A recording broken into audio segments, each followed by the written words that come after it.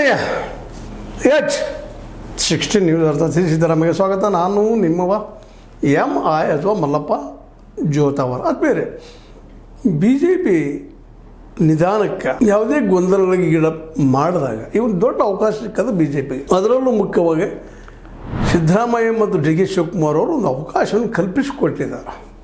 ತೋಳಪ್ಪ ನಾವಿಲ್ಲಿದ್ದೀವಿ, ನಮ್ಮನ್ನು ಹೊಡೆದ ತಟ್ಟಾಗಿ ಹೋಗಿಬಿಡ್ರಿ ಅನ್ನುವಂಥ ಅವಕಾಶ. ಎದ್ದ ತಕ್ಷಣ ಕುರ್ಚಿ ತಪ್ಪಲಿಲ್ಲ. ಕುರ್ಚಿ ಚಿಂತೆ ಇಬ್ಬರಿಗೂ, ಸಿದ್ದರಾಮಯ್ಯರಿಗಂತೂ ತಪ್ಪಬೇಕಾಯ್ತು. ಮೆಚ್ಯೂರ್ಡ್ ಪೊಲಿಟಿಷಿಯನ್ ಬಿಟ್ಟುಕೊಟ್ಟು ಉದ್ಯೋಗ ಮಾಡಬೇಕಾಯಿತು, ಜನಸೇವೆ ಮಾಡಬೇಕಾಯಿತು, ದೊಡ್ಡ ಅವಕಾಶ ಇತ್ತು. ಡಿ ಕೆ ಶಿ ಅವ್ರನ್ನ ಮುಂದೆ ಹಾಕೊಂಡು ಹೋಗ್ಬೇಕಾಯ್ತು. ಅದ್ಯಾವುದೂ ಇಲ್ಲ ಅವ್ರಿಗೆ. ನಾನಾ ಮುಖ್ಯಮಂತ್ರಿ, ನಾನಾ ಬಜೆಟ್ ಮಾಡಿಸವ, ಇತಿಹಾಸ ಸೃಷ್ಟಿ ಮಾಡಲಿಕ್ಕೆ ಹೊರಟಿದ್ದಾರೆ. 17 ಸಲ 18 ಸಲ ನಾನಾ ಮಂಡಿಸಿದ್ರೆ ಇನ್ಯಾರೋ ಮಂಡಿಸ್ಲಿಕ್ಕೆ ಸಾಧ್ಯ ಇಲ್ಲ ಅನ್ನುವ ದಿಸೆಯಲ್ಲಿ ಇತಿಹಾಸದಲ್ಲಿ ಮತ್ತಾರೋ ಬರ್ತಾರೆ ರೀ. ಸಚಿನ್ ತೆಂಡೂಲ್ಕರ್ ಮುರಿಯಲಾರ ದಾಖಲೆಗಳನ್ನ ಮಾಡಿಟ್ಟರು, ನಿಧಾನಕ್ಕೊಬ್ಬರು ಮುರಿತಾ ಇದ್ದಾರೆ. ಬ್ರಾಡ್ಮನ್ ದಾಖಲೆ ಮಾಡಿಟ್ಟು ಅವು ಮುರಿತಾ ಇದ್ದಾವೆ. ಮತ್ತು ಪಾಪ ಸಿದ್ದರಾಮಯ್ಯನವ್ರಿಗೆ ತಿಳ್ಕೊಬೇಕಾಗಿತ್ತು, ದಾಖಲೆಗಳು ಇರೋದನ್ನ ಮುರಿ ಸಲುವಾಗಿ ಅಂತೇಳಿ. ಈ ದೇವರಾಜ ಅರಸರ ದಾಖಲೆ ಮುರಿಲಿಕ್ಕೆ ಹೊರಟಂಥ ಈ ಸಿದ್ದರಾಮಯ್ಯರು ಇನ್ನೂ 2.5 ವರ್ಷ ಅಂತ ಗಟ್ಟಿ ಹಿಡಿದಿದ್ದು. ಅದು ನನಗೆ ಬೇಕಾ ಅಂತ ಡಿ ಕೆ ಶಿ ಅವರು ಕುರ್ಚಿ ಜಗ್ಗುದು ಇದು ಬಿ ಜೆ ಪಿಗೆ, ಅದರಲ್ಲೂ ವಿಜಯೇಂದ್ರ ಅವ್ರಿಗೆ ಒಂದು ಏನಪ್ಪ ಅಂದ್ರೆ ಹೋಳಿಗೆ ಊಟ ಮಾಡಿಸಿದಂಥ ಅವಕಾಶ ತಂದು ಕೊಟ್ಟಂಗಾಗಿದೆ ಇವ್ರಿಗೆ. ಅದು ಚಿಕನ್ ಅಂತಿರೋ ಗೊತ್ತಿಲ್ಲ. ಯಾಕಂದರೆ ನಲ್ಲಕ್ಕೆ ನಮ್ಮ ಬುದ್ಧಿವಂತ ಯೋಜನೆಗಳು ಹಾಕುವಂಥ BL ಸಂತೋಷ್ ಇವತ್ತು ಹಿಂದಿನ ತಮ್ಮ ಏನೋ ಒಂದು ಯಡಿಯೂರಪ್ಪನವರಿದ್ದಂಥ ಪೂರ್ವಾಗ್ರಹ ಪೀಡಿತ ಭವನದಿಂದ ಹೊರಗೆ ಬಂದ ವಿಜಯೇಂದ್ರ ಅವ್ರನ್ನ ನಾವೇನು ಅಧ್ಯಕ್ಷ ಸ್ಥಾನದ ಕಿತ್ತು ಹಾಕೋದಿಲ್ಲ ಅನ್ನೋದು ಮೆಸೇಜ್ ಕೊಡ್ತಾ ಇದ್ದಾರೆ. ಅವರ ಮುಂದುವರೆದು ಹೋಗ್ತಾರೆ ಅಂತೇಳಿ ಸಾಕಷ್ಟು ನಮ್ಮ ಯತ್ನಾಳ್ ಹೇಳ್ತಾ ಇರಬಹುದು ಎದ್ದ ತಕ್ಷಣ. ಮತ್ತು ಇನ್ನೊಂದು ಮಾತು ಹೇಳಿದ್ದಾರೆ ಯತ್ನಾಳ್ ಅವರು, ಒಂದು ವೇಳೆ ಬಿ ಜೆ ಪಿಗರು ರಾಜ್ಯಾಧ್ಯಕ್ಷರನ್ನಾಗಿ ನಮ್ಮ BY ವಿಜೇಂದ್ರನು ಮುಂದುವರಿಸ್ಕೊಂಡು ಹೋದ್ರೆ ನಾನು JCB ಪಕ್ಷ ತರ್ತೀನಿ, ಹೊಸ ಪಕ್ಷ ಕಟ್ತೀನಿ ಅಂತ ಹೇಳಿದ್ದಾರೆ. JCB ಜನತಾದಳ್, ಕಾಂಗ್ರೆಸ್, BJP ಇವುಗಳಲ್ಲಿ 10 ಜನ ನಾನು ಪಕ್ಷ ಕಟ್ತೀನಿ ಅಂತೇಳಿ ಸವಾಲಾಗಿ ಬೆದರಿಕೆ ಕೊಡ್ತಾ ಇದ್ದಾರೆ. ಆದರೆ ಈ ಬೆದರಿಕೆಗಳಿಗೆ BJP ಸೊಪ್ಪು ಹಾಕ್ತದಂತ ಏನು ಅನ್ನಿಸ್ತಾ ಇಲ್ಲ. ಯಾಕಂದ್ರೆ ವಿಜೇಂದ್ರ ಅವರು ದಿನದಿಂದ ಗಟ್ಟಿ ಆಗ್ತಾ ಇದ್ದಾರೆ, ಒಂದು ಬುದ್ಧಿವಂತರಿದ್ದಾರೆ, ಸ್ವತಃ ತಂದೆಯ ಗರಡಿಯಲ್ಲಿ ಬೆಳೀತಾ ಇದ್ದಾರೆ. ಮತ್ತು ಅವರ ತಂದೆಯವರಿಗೂ ಈ ಕರ್ನಾಟಕದ ನಾಡಿ ಮಿಡಿದು ಗೊತ್ತದ. ಇತ್ತೀಚೆಗೇನು ಸ್ವತಂತ್ರವಾದ ಮೀಡಿಯಾಗೆ ಬೇಕಾಗಿರುವುದು ಸ್ವತಂತ್ರ ಧ್ವನಿ. ಆ ಸ್ವತಂತ್ರ ಧ್ವನಿ ಉಳಿಸಲು ನೀವು ಮಾಡಬೇಕಾದದ್ದು ಇಷ್ಟೇ. ಅದೇನಪ್ಪಾ ಅಂತಂತಂದ್ರೆ ನಿಮ್ಮ ಕೈಲಾದಷ್ಟು ಸಹಾಯ ಈ ಚಾನಲ್ಗೆ ಮಾಡಿ ಹಾಗೂ ನಿಮ್ಮ ಧ್ವನಿಯನ್ನು ಕಾಪಾಡಿಕೊಳ್ಳಿ. ಪೋಕ್ಸೋದಲ್ಲಿ ಸಿಕ್ಕಾಕೊಂಡು ಸ್ವಲ್ಪ ಮತ್ತಷ್ಟು ಇಮೇಜ್ ಡ್ಯಾಮೇಜ್ ಮಾಡ್ಕೊಂಡಿದ್ದಾರೆ ನಮ್ಮ ಯಡಿಯೂರಪ್ಪನವರು. ಆದರೂ ವಿಜೇಂದ್ರ ಅವ್ರನ್ನ ಮುಂದೆ ಮಾಡಿಕೊಂಡು ಹೋಗುವಂಥ ಎಲ್ಲ ಸಾಧ್ಯತೆಗಳು ಕಾಣ್ತಾ ಇದ್ದಾವೆ ಬಿ ಜೆ ಪಿಗೆ. ಯಾಕಂದರೆ ಎಷ್ಟೋ ವಿಚಾರ ಮಾಡಿದರು, ಎಷ್ಟೋ ಒಂದು ಚಿಂತನೆ ಮಾಡಿದರು. HD ಕುಮಾರಸ್ವಾಮಿಗಳ ನೇತೃತ್ವದಲ್ಲಿ ಮುಂದುವರಿದು ಬಿ ಜೆ ಪಿಗೆ ಅದರ ಭವಿಷ್ಯ ದೃಷ್ಟಿಯಿಂದ ಸೇಫರ್ ಸೈಡ್ ಅಲ್ಲ ಅನ್ನೋದು RSSದ ಬುದ್ಧಿವಂತರಿಗೆ ಗೊತ್ತದ. ಅವ್ರು ತಮ್ಮದೇ ಅಂತ ಒಂದು ಕೆಡಲ್ ಬೆಳೆಸ್ಕೊಳ್ತಾ ಇದ್ದಾರೆ. ತಮ್ಮದೇ ಅಂತ ನಿಷ್ಠಾವಂತ ಒಬ್ಬ ಹೋರಾಟಗಾರರನ್ನು ಅಥವಾ ಕಾರ್ಯಕರ್ತರ ಪಡೆಯನ್ನು ತಯಾರು ಮಾಡ್ಕೊಂಡಿದ್ದಾರೆ. ಈಗ ಆ ದಿಶೆಯಲ್ಲಿ ವಿಜೇಂದ್ರ ಅವರು ಎಷ್ಟು ವಿಶ್ವಾಸಾರ್ಹರೋ ಅಷ್ಟೊಂದು ದೊಡ್ಡ ವಿಶ್ವಾಸಾರ್ಹ HDK ಅಲ್ಲ.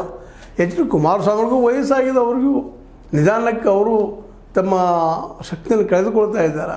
ಇಂಥ ಸಂದರ್ಭದಲ್ಲೇ ನಮ್ಮ ವಿಜೇಂದ್ರ ಅವರಿಗೆ ಒಂದು ಶಕ್ತಿ ಕೊಡುವಂಥ ಕೆಲಸವನ್ನು BL ಸಂತೋಷ್ ಅವರು ಮಾಡ್ತಾ ಇದ್ದಾರೆ ಅಂತ ಅನ್ನಿಸ್ತಾ ಇದೆ.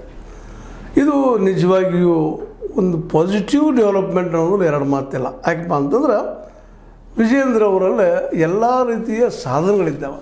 ಪಕ್ಷ ಕಟ್ಟುವ ಜ್ಞಾನ ಇದ್ದಂಥವರು, ಕರ್ನಾಟಕದಲ್ಲಿ ಲಿಂಗಾಯತ ಸಮುದಾಯದಲ್ಲಿ ಒಳ್ಳೆಯ ಹೆಸರು ಮಾಡ್ಕೊಂಡಂಥ ಯಡಿಯೂರಪ್ಪನವರು, ಅವ್ರ ಜೊತೆಗೆ ವಿಜೇಂದ್ರ ಅವರ ವಾಕ್ಚಾತುರ್ಯ ಜೊತೆಗೆ ಅವರು ತಮ್ಮ ಏನಪ್ಪ ಅಂದರೆ ವಿಚಾರಗಳ ಮೂಲಕ ಜನರಿಗೆ ಮುಟ್ಟಿದಂಥ ರೀತಿ ಇವೆಲ್ಲ ಇವತ್ತು ಬಿ ಜೆ ಪಿಗೆ ಹೊರ ಆಗುವಂಥ ಸಾಧ್ಯತೆಗಳಿದ್ದಾವೆ. ಜೊತೆಗೆ ಬಿ ಜೆ ಪಿ ತನ್ನನ್ನು ತಾನೇ ಎಸ್ಟಾಬ್ಲಿಷ್ ಮಾಡ್ಕೊಳ್ಳೋಕ್ಕೆ ಪ್ರಯತ್ನ ಮಾಡ್ತಾ ಇದೆ ಅಂತ ಅನ್ನಿಸ್ತಾ ಇದೆ.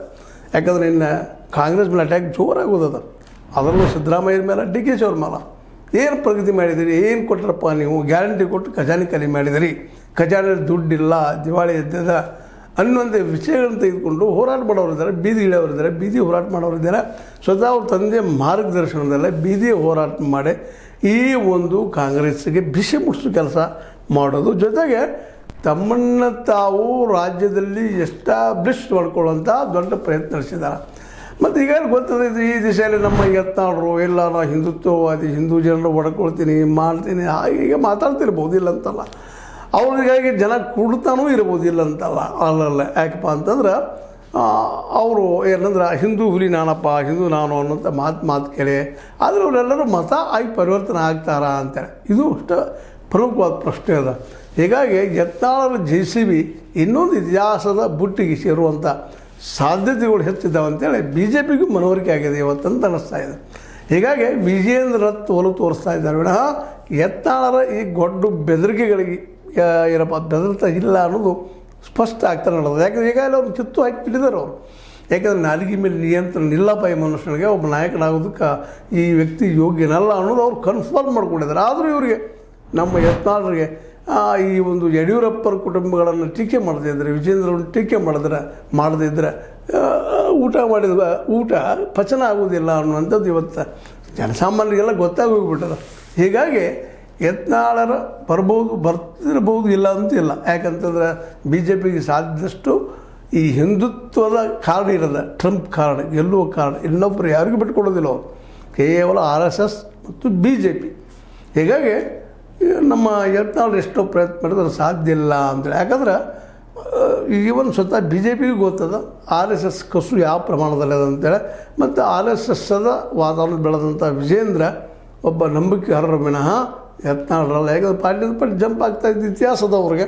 ಆದರೆ ಇವರ ತಂದೆ ಮಕ್ಕಳಲ್ಲಿ ಒಂದೇನಪ್ಪ ಅಂದರೆ ಮೂಲತಃ BJPಗರು, ಇವರಲ್ಲಿ RSSನ ಬಂದಂಥವರು ಅನ್ನುವಂಥ ಆತ್ಮವಿಶ್ವಾಸ. ಹೀಗಾಗಿ BL ಸಂತೋಷ್ ಅವರು ಇವತ್ತು ಮೊದಲು ಯಾವ ರೀತಿಯಾಗಿ ಯತ್ನಾಳರಿಗೆ ಸಪೋರ್ಟ್ ಮಾಡ್ತಾಯಿದ್ರು ಇಂಡೈರೆಕ್ಟಾಗಿ, ಅದು ಇವತ್ತಿಲ್ಲ ಅಂತ ಕಾಣಿಸ್ತಾ ಇದೆ. ಯಾಕಂದರೆ BL ಸಂತೋಷ್ ಅವರಿಗೆ ಏನೋ ಯಡಿಯೂರಪ್ಪನ ಮೇಲೆ ಪೂರ್ವಗ್ರಹ ಪೀಡಿತು ಏನೋ ಇರಬಹುದು ಹಿಂದಿನ ಒಂದು ಭಾವನೆ. ಅದರಲ್ಲೂ ಅವರಿಗೆ ಮತ್ತು ಅನಂತಕುಮಾರ್, ದಿವಂಗತ ಅನಂತಕುಮಾರ್ ಅವ್ರಿಗೆ ಭಾಳ ಆತ್ಮೀಯತೆ ಇರೋದರಿಂದಾಗಿ ಅನಂತಕುಮಾರ್ ಅವ್ರನ್ನ ಮುಖ್ಯಮಂತ್ರಿ ಮಾಡೋದನ್ನು ತಪ್ಪಿಸೋದ್ರಲ್ಲಿ ಪ್ರಮುಖ ಪಾತ್ರ ವಹಿಸಿದಂಥವ್ರು ಯಡಿಯೂರಪ್ಪನವರು.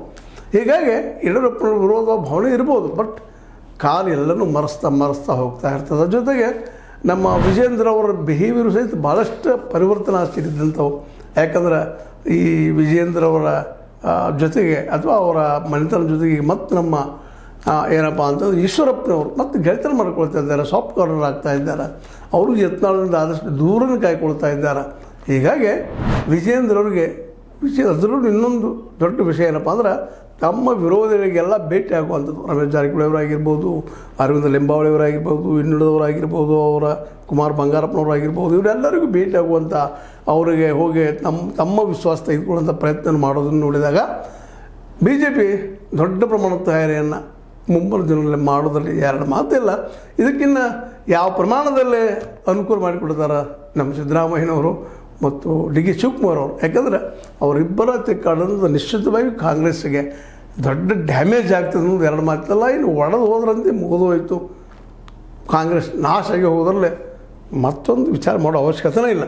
ಯಾಕಂದರೆ ಈಗಾಗಲೇ ನಾಶದ ಅಂಚಿಗೆ ಬಂದಿದ್ದನ್ನು ರಾಹುಲ್ ಗಾಂಧಿಯವರು ತಮ್ಮ ಪಾದಯಾತ್ರೆ ಮೂಲಕ, ಬಸ್ ಯಾತ್ರೆ ಮೂಲಕ ಒಂದು ಹಂತಕ್ಕೆ ತಂದು ನಿಲ್ಲಿಸಿದ್ರೆ ಇವತ್ತು ರಾಷ್ಟ್ರ ಮಟ್ಟದಲ್ಲೇ.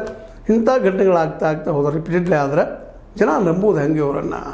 ಈ ಸಂದರ್ಭ ಸರಿಯಾಗಿ ಉಪಯೋಗ ಮಾಡ್ಕೊಳ್ಳೋಕ್ಕೆ BL ಸಂತೋಷ್ ಮತ್ತು ನಮ್ಮ ವಿಜಯೇಂದ್ರ ಅವರು ಜೊತೆಗೆ ಇನ್ನುಳಿದ RSS ಮತ್ತು BJP ನಾಯಕರು ದೊಡ್ಡ ಪ್ರಮಾಣದ ಪ್ರಯತ್ನ ಮಾಡ್ತಾ ಇದ್ದಾರೆ. ಅದೇ ಕಾಲಕ್ಕೆ ವಿಜೇಂದ್ರ ಅವರು ತಮ್ಮ ಎದುರಾಳಿಗಳು, ತಮ್ಮ ವಿರೋಧಿಗಳಿಗೆ ಭೇಟಿಯಾಗಿ ದಯವಿಟ್ಟು ವಿರೋಧ ಮರ್ಯಾರಪ್ಪ, ನೀವು ಹೇಳಿದಂಗೆ ಕೇಳ್ತೀವಿ ಅನ್ನುವಂಥ ಒಂದು ಹೊಸ ಚಾಲನ ಅಥವಾ ಒಂದು ವಿಶ್ವಾಸ ಮೂಡಿಸ್ತಾ ಇದ್ದಾರೆ. ಹೀಗಾಗಿ BJP ದಿನದಿಂದ ದಿನಕ್ಕೆ ಈ ಕಾಂಗ್ರೆಸ್ ಎದುರಾಳಿ ಅನ್ನೋ ತೋರಿಸುವಂಥ ದೊಡ್ಡ ಸಾಹಸವನ್ನು ಮಾಡಲಿಕ್ಕೆ ಆ ದಿಶೆಯಲ್ಲಿ ದೊಡ್ಡ ಹೋರಾಟ ಮುಂದಿನಲ್ಲಿ ಮಾಡೇ ಅಂತ ವಾತಾವರಣದ. ಇದಕ್ಕೆ ನೀವು ನಿಂತೀರಿ, ಇದನ್ನು ಲೈಕ್ ಮಾಡಿ, ಶೇರ್ ಮಾಡಿ, ಕಮೆಂಟ್ ಮಾಡಿ, ಜೊತೆಗೆ ಸಬ್ಸ್ಕ್ರೈಬ್ ತಿಳಿಸ್ಬೇಡ್ರಿ. H60 ನ್ಯೂಸ್ ಅರ್ಥ ತಿಳಿಸಿದ್ದಾರೆ. ಸತ್ಯ ವಂದನೆಗಳು.